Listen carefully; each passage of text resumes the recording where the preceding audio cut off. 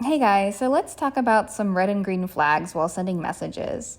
So this is somebody who had reached out and, they're pretty fresh in the dating space. They haven't really put themselves out there.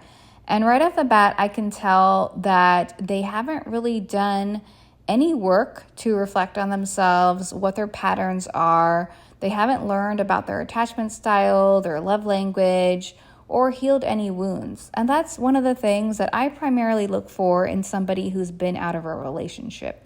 Regardless of how, long they were in a relationship, they should be self-aware of these patterns. So it is very attractive when somebody can tell you exactly what their attachment style is, what they've been working on, what are the things that they've learned. Okay, in this next example, I love the fact that this guy has finally come to his senses. Now, keyword finally. This is someone whom I had mentioned from the beginning what my preferences are. And this person tried to see that as a challenge and something that he could convince me to change my mind about. But within a week, he finally did come to his senses and he mentioned that he respects what my preferences are and he understands that if that is the case, the both of us are not aligned.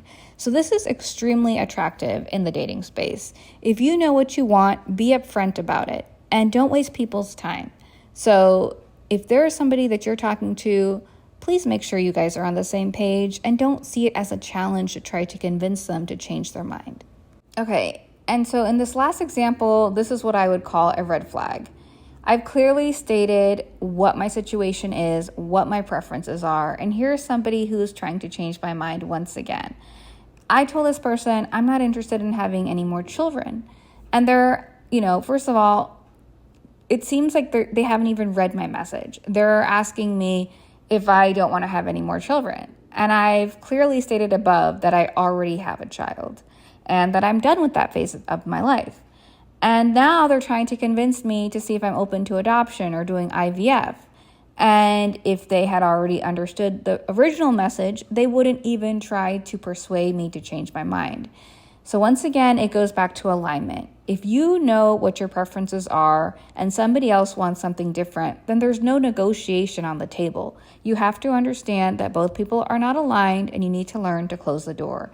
Because if you saw my previous video, the sooner you learn to close the wrong doors, the sooner the right one will open. Okay, and this last one is, I would say, one of my biggest pet peeves, definitely a red flag. If you see somebody out there and you match or you're starting a conversation with someone, don't just say, "Hi, how are you?" You need to look at their profile and ask them engaging questions based on